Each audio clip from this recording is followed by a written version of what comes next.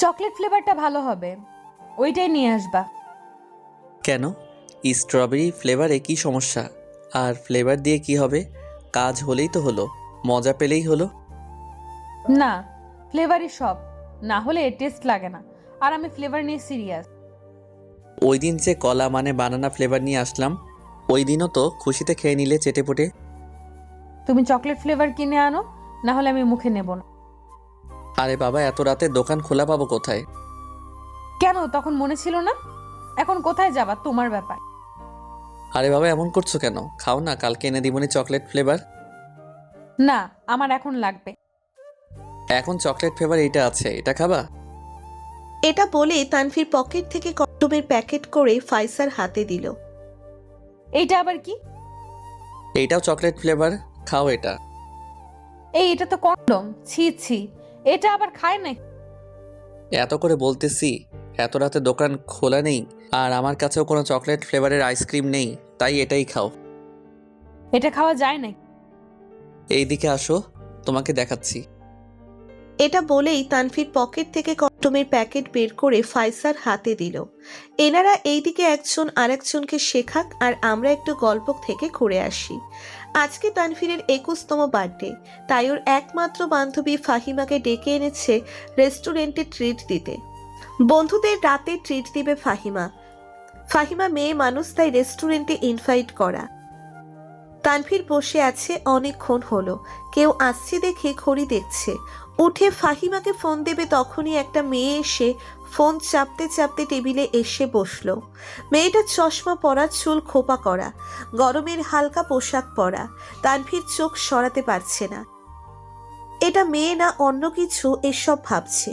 তখনই পিঠে কেউ থাপ্পড় দিল, তানভীর ভ্যাবাচ্যাকা খেয়ে গেল। পিছনে তাকাতেই দেখলো ফাহিমা। কি ব্যাপার তানভীর, এইভাবে ঘেমে আছো কেন? ভয় পেয়েছো? না না, চমকে গেছি হঠাৎ। তোমার আসতে এত লেট হলো? আর বলো না, আমার আপুকে নিয়ে আসছি, সাথে ওকে খুঁজতেছিলাম, এখন দেখি এখানেই বসে আছে। আপু, এই ফাইজে আপু, ডাকি তো। কিরে, তুই কখন এলি? ফোন করতে গিয়ে তো হারিয়েই গেলি। চল তাহলে, তোর ফ্রেন্ড এসেছে। এটাই আমার ফ্রেন্ড, ওর পাশে একসাথে বসে আছিস আর এখন জিজ্ঞাসা করছিস? ফাহিমার কথা শুনে ফাইজা এবার তানভীরের দিকে তাকালো। তানভীর এতক্ষণে বুঝতে পারলো এটা ফাহিমার পরিচিত কেউ। এটা তোর ফ্রেন্ড? হুম, আমার জিগরি দোস্ত, অন্য কিছু না আবার। ওর মতো ছেলে হয় না, যেমন পড়ালেখায় তেমন ব্যবহারে। আরে আমি এতটাই প্রশংসার পাত্র না, এখন চুপচাপ বসো এবার, মানুষ তাকিয়ে আছে। ফাহিমার কথা শুনে ফাহিমা চুপচাপ বসলো চেয়ার টেনে। ফাইজা, তানভীর, ফাহিমা তিনজন তিনজনের দিকে তাকাচ্ছে। তুমি তানভীর তাই না? আমি ফাইজা, ওর বড় বোন। এত বুড়ি সাজার দরকার নেই, মাত্র 2 বছরের বড়। আমি কোচি খুকি না। আচ্ছা, তুমি বড় ফাহিমা, এবার ঝগড়া বাদ দিয়ে বলো কি খাবা। তোমার বার্থডে ট্রিট আমি দিব, অবশ্যই তুমি কি খাবা সেটা বলো। তোমার মাথা খাবো, আমি খাওয়াবো বললাম না? আমি চলে যাচ্ছি তাহলে। এই বসো তুমি, আমি অর্ডার দিতেছি। কারোর খাওয়ানো লাগবে না, আমি খাওয়াবো। আজকে ট্রিট আমার তরফ থেকে। তুমি ট্রিট দিতেছো? ওয়াও, আজকে ইতিহাসে প্রথমবার। তুই কি বলতে চাস? আমি ছ্যাঁচড়া? আমার সাথে কথা বলবি না তুই? এই তানভীর, আমাকে দেখে কি ছ্যাঁচড়া মনে হয়? ও বলবে কেন, আমি বলতেছি তো স্যাসরা। জানো তানবীর, আজকেই প্রথম ও কাউকে খাওয়াচ্ছে। আমি সবাইকে খাওয়াই না। আমি কি স্পেশাল আমাকে খাওয়াচ্ছেন? ওইভাবে বলিনি, ভালো লাগতেছে আর টাকা আছে তাই খাওয়া। তাহলে আমার ভাগ্য। তানভীর, এই খুশিতে আজকে অনেক খেতে হবে, ওর পকেট খালি করতে হবে। সবাই খেয়ে দিয়ে বেরিয়ে পড়লো। ফাইজা আর ফাহিমা চলে গেল, তানভীর বাইকে করে বাড়িতে চলে আসলো। সন্ধ্যাবেলা আম্মু বাজারে পাঠালো গোস্ত কিনতে। আকাশ কালো, বৃষ্টি হবে। তানভীর ছাতাও আনেনি। গোস্ত কিনে বাড়ি ফিরবে তখনই বৃষ্টি নামলো। বৃষ্টিতে ভিজতে ভিজতে একটা বাস স্টপে গিয়ে দাঁড়ালো। বাস স্টপে কেউ নেই, একাই দাঁড়িয়ে আছে তানভীর। হালকা ঠান্ডা লাগছে, ভেজা শরীর। তখনই কারণ নূপুর পায়ে দৌড়ে আসার শব্দ পেল। ভেজা শরীরে ল্যাম্পপোস্টের আলোর নিচে একটা মেয়ে বাস স্টপে এসে দাঁড়ালো, বৃষ্টির হাত থেকে বাঁচতে। তানভীরের শীত চলে গেছে মেয়েটাকে দেখে। মেয়েটা ফাহিমার বড় বোন ফাইসা। আপনি এখানে? আরে তুমি, কি একটা অবস্থা দেখো। এইখানে হঠাৎ? ভার্সিটি কাছেই, বই কিনতে বেরিয়েছিলাম আর হঠাৎ বৃষ্টি। এখন হোস্টেলে যাওয়া যাবে না, হোস্টেলে যেতে যেতে অনেক রাত হয়ে যাবে, তাই গাড়ি ঘোরাও হবে না। ইস, ভিজে তো একাকার হয়ে গেছেন। ব্যাপার না, অভ্যাস আছে বৃষ্টিতে ভেজার। যদি কিছু মনে না করেন আমার শার্টটা গায়ে জড়িয়ে নেন। মেয়ে মানুষ, ভেজা শরীর মানুষের নজর ভালো না। না না, লাগবে না, তুমি তো খালি গায়ে হয়ে যাবা।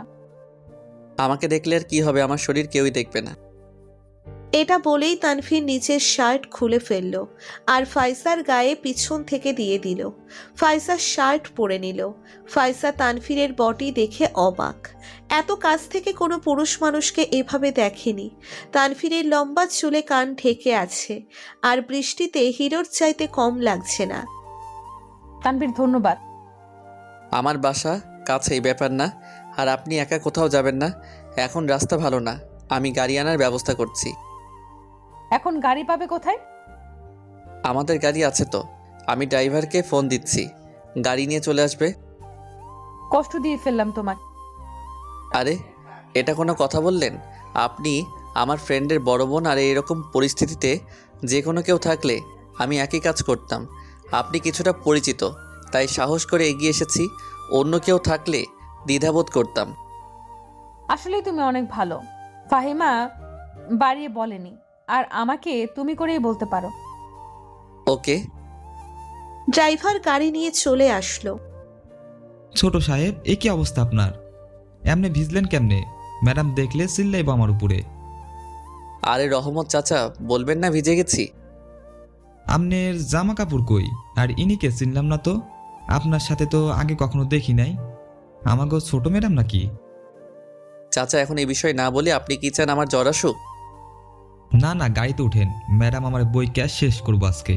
আমনে গাড়ি ছাড়া বের হন খালি। তানভীর গাড়িতে উঠে বসলে ড্রাইভার গাড়ি চালিয়ে বাড়িতে নিয়ে আসলো দ্রুত। তুমি বলি তাহলে ভেতরে চলো।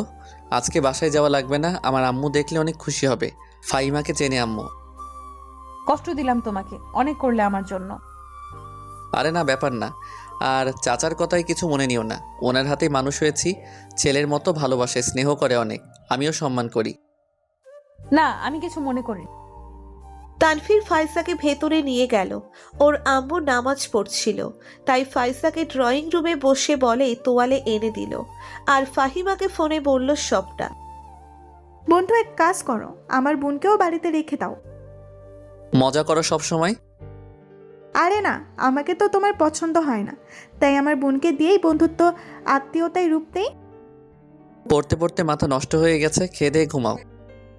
তানভীর কল কেটে দিয়ে ড্রয়িং রুমে এসে দেখলো ফাইসা নেই। সারা বাড়ি খুঁজতে লাগলো। চলে গেল নাকি আবার এই টেনশনে। খোঁজাখুঁজি করে না পেয়ে সোফায় এসে গালে হাত দিয়ে বসে আছে। ঠিক তখনই ভেজা চুলে শাড়িতে কেউ সামনে এসে দাঁড়ালো। ফাইসা শাড়ি পরে দাঁড়িয়ে আছে তানভীরের সামনে আর চুল মুছছে, আর তানভীর বসা থেকে দাঁড়িয়ে গেল মুখ হা করে। এই তানভীর, তানভীর, কি রে, কথা শুনিস না? এই ফাজিল। ফাইসাকে শাড়িতে দেখে তানভীরের কোনো কিছু কাজ করতেছে না, সব এয়ারপ্লেন মোডে চলে গেছে। আম্মুর ধমক খেয়ে ওর ধ্যান ফিরল। হ্যাঁ আম্মু, কি বলো? তোকে কয়টা ডাক দিলাম, কোথায় থাকে মন? আর এভাবে বোয়াল মাছের মতো শরীর বের করে ঘুরতেছিস কেন? বডি দেখাস আমাদের? মেয়েটাকে এখানে এনে ভেজা শরীরে বসিয়ে রেখেছিস কেন? তুমি নামাজে ছিলে আর আমি কি করব বুঝতেছিলাম না। আন্টি, ওকে বকবেন না, ও না থাকলে আজকে আমার অবস্থা খারাপ হতো।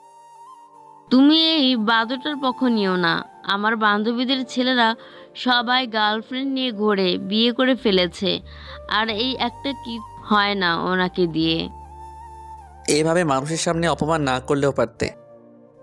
তোকে জুতো পিটা করবে এখন। চেঞ্জ করে আয় যা, জ্বর যদি আসে বাসা থেকে বের করে দিব। তানভীর চেঞ্জ করে এসে ফাইসার সাথে টিভি দেখতে বসলো। ফাইসার দিক থেকে চোখ সরছে না ওর, সেটা ওর আম্মু লক্ষ্য করলো। রান্না শেষে সবাই একসাথে খেয়ে নিল আর ফাইসা ওর আম্মুর সাথে ঘুমালো। পরের দিন ফাইসাকে হোস্টেলে দিয়ে এলো তানভীর। বাসায় এসে দেখলো ওর আম্মু কার সাথে যেন ফোনে কথা বলছে। দুপুরের দিকে কোথায় যেন বের হলেন ওর আব্বুর সাথে, অনেক রাত করে ফিরলেন। এভাবে 1 সপ্তাহ কেটে গেল। এর মধ্যে ফাইসা 2 বার এসেছে বাড়িতে, তানভীর নিয়ে এসেছে, তবে আজ 2 দিন যাবৎ আসছে না। কি রে, এভাবে গাল ফুলিয়ে বসে আছিস কেন? ফাইজা আসেনি তাই? মানে? তুই তো আমারই অংশ, তোকে আমি হাড়ে হাড়ে চিনি। বুঝেই যখন ফেলেছো তখন আর লুকাবো না। আমিও তোর মা, আমি সব ফাইনাল করে এসেছি। মানে কি ফাইনাল করে এসেছো? তোর বিয়ে। কার সাথে? কার সাথে তুই বল যদি পারিস। তোমার কোন বান্ধবীর মেয়ের সাথে? ছাগল একটা, ফাইজার সাথে। ওর আম্মু আব্বু মানলো? মানবে না কেন? আমার সোনার টুকরা ছেলে না মানলে জোর করে তুলে নিয়ে আসব। এখন এটা পড়ে নে, আমাদের বাংলো বাড়িতে চল। তোর বিয়ে আজকে, তোর আব্বু ওখানেই। এই জন্যই আব্বু এত ব্যস্ত। তোমরা এত বড় একটা সারপ্রাইজ দিলে আমাকে। লাভ ইউ আম্মু। উম্মা। হয়েছে, এবার রেডি হয়ে নে আর বউ নিয়ে আয়। তানভীর গাড়ি নিয়ে বেরিয়ে পড়লো রেডি হয়ে, বাট গাড়ি মাঝ রাস্তাতেই অ্যাক্সিডেন্ট হলো। সবাই তানভীরকে নিয়ে হাসপাতালে লাইফ সাপোর্ট রাখা হয়েছে। তানভীরকে ব্রেনে আঘাত পেয়েছে। 1 সপ্তাহ পর জ্ঞান ফিরল তানভীরের। চোখ মেলতেই তানভীর, তোমার জ্ঞান ফিরেছে? যাক, আল্লাহ বাঁচিয়েছে। আমি কত টেনশনে ছিলাম জানো। আমার তো ভয় জান যায় যায় অবস্থা। কুত্তা বিলাই ইতর ড্রাইভার চাচা সময় মতো তোমাকে হসপিটালে না আনলে আর দেখা হতো না আমাদের। ফাইসা বকবক করে যাচ্ছে, কিন্তু তানভীর শুধু তাকিয়ে দেখছে ওর মুখটা। কি মায়াবী মুখটা! এই মুখটা দেখার জন্য এত যুদ্ধ করলো মৃত্যুর বিরুদ্ধে। এই, তুমি ঠিক আছো তো? কষ্ট হচ্ছে না তো কোথাও? কথা বলতে পারবে? তুমি আছো না? আমি এমনিতেই ঠিক আছি। তোমার চেহারার এই অবস্থা কেন বাজে লাগছে খুব? আমাকে এখন বাজেই লাগবে। এরকম হিরো মার্কা ডায়লগ পরে মারা যাবে। এখন এগুলো খাও। ফাইজা, একটা কথা বলবো, রাগ করতে পারবে না? আমি না তোমার সিনিয়র? আমার নাম ধরে ডাকো কেন? বয়সের কাথায় আগুন। কোথায় লেখা আছে সিনিয়র জুনিয়র নিয়ে এসব? আগে বলো, আমি মরে গেলে কি করতে? মনে চাইতেছে অক্সিজেনের সিলিন্ডারটা দিয়ে বাড়ি দিয়ে আবার ঘুম পাড়িয়ে দিই। তা এখন এসব না আর। যা জিজ্ঞেস করা হয়েছে তার উত্তর দাও, অন্য কিছু শুনতে চাইনি আমি। খুশিতে নাচতাম মেইন রোডে বক্স বাজিয়ে। ও আচ্ছা, ভালো ভালো, আমাকে নিয়ে কফিন ডান্স দিও। থাকো তুমি, বেশি কথা বললে এখন কামড় দিব। 3 দিন পর আজকে আবার তানভীরের সাথে বিয়ের আয়োজন করা হয়েছে ফাইজার। তানভীরের ব্যান্ডেজ কেউ হাসপাতাল থেকে রিলিজ করে দিয়েছে। তানভীর বাড়ি ফিরেছে গাড়িতে। চাচা, আপনি ওই দিন না থাকলে আমার যে কি হতো। এটা কোনো কথা কইলেন ছোট সাহেব? আপনি আমার পোলার মতন, আর আমার জ্ঞান ফিরল বইলাই আপনারে বাঁচাইতে পারলাম। আল্লাহ চাই নাই যে আপনার কিছু হোক, তাই আমার কিছু হয় নাই। চাচা, আপনার বয়স হয়েছে আর গাড়ি চালানো লাগবে না। এইটা কি কন সাহেব? মাইয়া বিয়ে দেওয়ান লাগবো, অনেক টাকার ব্যাপার। ওর বিয়ের খরচ আমি দিব। আর এটা রাখেন, এখানে 5 লাখ টাকা আছে। এইবার একটু আরাম করেন। ওর বিয়ের সময় আসলে আমাকে জানাবেন। আমার ছোট বোনের মতো বিয়ে দিব ওর। ছোট সাহেব আমনে? আমি না, আপনার ছেলে। ছেলে থেকে নেবেন না? আমার এত বছরের কষ্ট বিফলে যায় নাই। আমি আজকে সার্থক। অনেক বাঁচায় রাখুক আপনারে খোদাই। বিয়ের কাজ সম্পন্ন হয়েছে। ফাইজাকে বাসর ঘরে শিফট করা হয়েছে। তানভীর বাসর ঘরে প্রবেশ করলো আর খাটে বসলো। ফাইজা ঘোমটা টেনে বসে আছে। তানভীর ঘোমটা সরাতেই দেখলো ফাহিমা।